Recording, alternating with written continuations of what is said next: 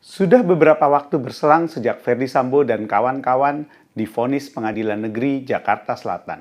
Terhadap vonis tersebut, masyarakat, setidaknya yang hadir di persidangan, merasa puas dan terwakili rasa keadilannya. Bagaimana tidak, putusan hakim melebihi tuntutan jaksa atau yang dikenal sebagai ultra petita. Sambo dihukum mati, Putri dihukum 20 tahun, Ricky 13 tahun, dan Kuat Ma'ruf 15 tahun.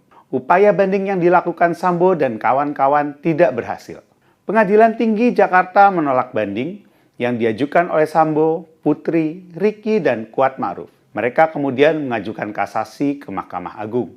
Masyarakat dikejutkan oleh putusan kasasi yang mengurangi hukuman para terdakwa. Ferdy Sambo dari semula hukuman mati menjadi hukuman seumur hidup. Putri Chandrawati yang semula dihukum 20 tahun penjara menjadi 10 tahun penjara. Ricky Rizal yang semula dihukum 13 tahun penjara menjadi 8 tahun penjara.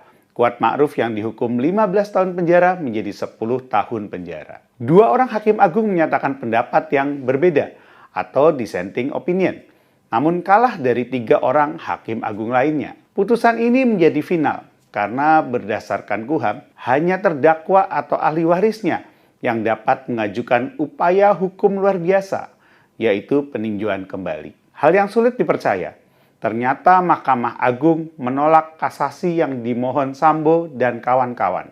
Akan tetapi, Mahkamah Agung memperbaiki kualifikasi tindak pidana dan pidana yang dilakukan. Ini disebut putusan tolak perbaikan. Putusan seperti ini sebenarnya jarang dikeluarkan oleh Mahkamah Agung.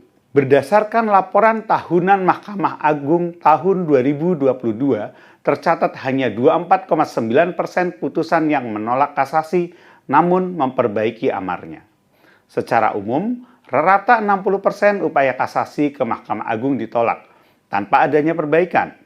Hal ini sesuai dengan upaya Mahkamah Agung untuk mewujudkan konsistensi putusan, memperkuat peradilan banding, dan mengurangi beban perkara yang harus diperiksa mahkamah akibat banyaknya kasasi.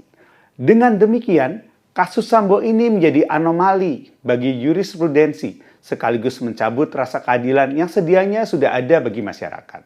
Mungkin saja hal ini sudah dapat diprediksi sebelumnya, tapi tetap saja ini merupakan hal yang menyedihkan.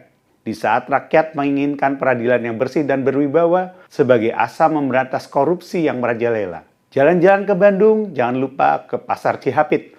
Putusan Sambo sudah kadung, Dewi Keadilan telan pil pahit. Salam solidaritas. PSI Partaku.